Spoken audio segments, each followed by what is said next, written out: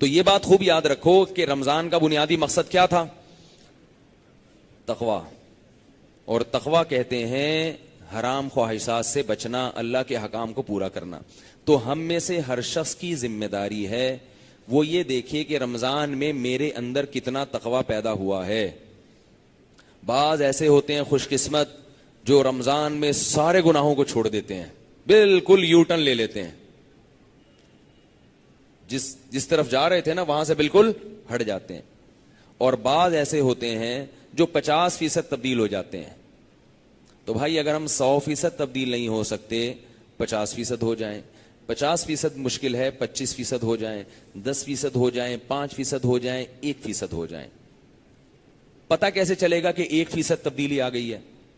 پتہ ایسے چلے گا کہ آپ اپنے گناہوں کی ایک لسٹ بنائیں جو گناہ کرتے ہیں، اور یہ دیکھیں کہ اس رمضان میں ان 100 گناہوں میں سے اگر ایک گناہ بھی چھوٹ گیا آپ کا تو 1% تبدیلی، بولو نا بھائی، آ گئی. اور اگر ایک بھی نہیں چھوٹا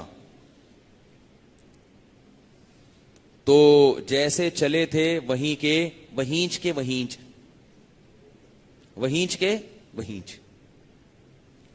کوئی فائدہ رمضان کا نہیں ہوا. ثواب مل گیا، روزے کا بھی مل گیا. یہ ان لوگوں کے لیے جو روزے رکھ رہے ہیں، نمازیں پڑھ رہے ہیں.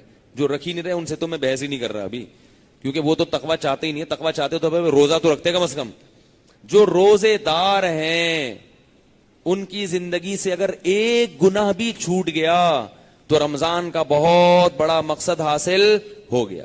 اگر آپ بد نظری کے عادی ہو، شراب کے عادی ہو، اللہ نہ کرے زنا کے عادی ہو، ماں باپ کی نافرمانی کے عادی ہو، نماز قضا کرنے کے عادی ہو، ایک گناہ تو کم از کم چھوڑ دو بھائی.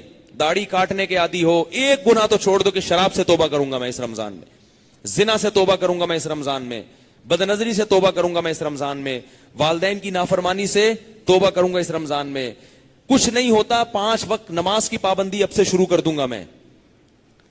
ایک گناہ تو چھوڑے کم از کم. ہمارے ہاں پورا رمضان گزر جاتا ہے، کوئی ایک گناہ بھی ہماری زندگی سے نہیں نکلتا، پھر تو کوئی فائدہ نہیں ہے بھائی. تو اللہ تو کہہ رہے ہیں کہ میں تم سے روزے رکھوا رہا ہوں تاکہ تمہارے اندر نفس کے خلاف طاقت پیدا ہو، اور آپ کے اندر وہ طاقت پیدا ہو ہی نہیں رہی. تو یہ پھر مزیدار بات نہیں ہوئی، یہ پھر رمضان کا مقصد حاصل نہیں ہوا. محمد صلی اللہ علیہ وسلم نے فرمایا بہت سے روزے دار ایسے ہیں جن کو روزے میں بھوک اور پیاس کے سوا کچھ بھی حاصل نہیں ہوتا، سوائے بس کو کولیسٹرول کم ہو جاتا ہے ان کا تھوڑا سا، باقی ویسے کے ویسے ہی.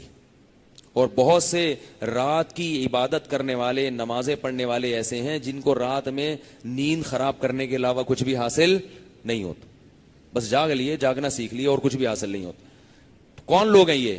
جو گناہ نہیں چھوڑتے اور گناہ چھوڑنے کی فکر بھی نہیں کرتے. اگر گناہ نہیں چھوٹ رہا کم از کم فکر کرنا شروع کر دے تو یہ بھی ایک اسٹیپ ہے.